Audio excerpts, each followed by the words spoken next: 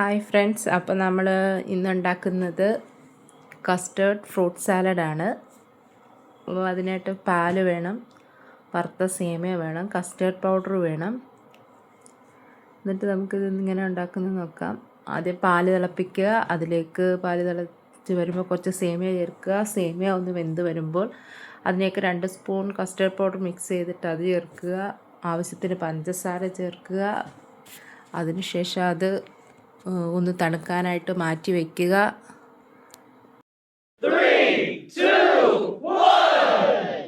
ഇനി അതിലേക്ക് നമ്മുടെ കയ്യിലുള്ള എല്ലാ ഫ്രൂട്ട്സുകളും നമുക്ക് അതിനകത്തേക്ക് ചേർത്ത് കൊടുക്കാം.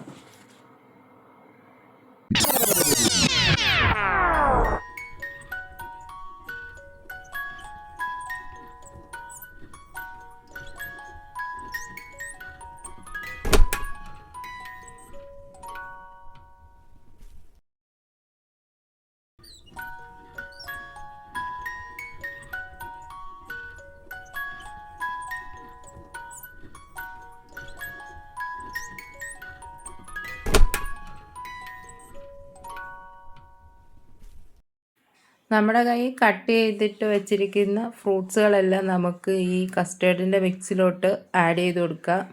അത് ചേർത്ത് നന്നായിട്ട് മിക്സ് ചെയ്ത് നമുക്കെടുക്കാം.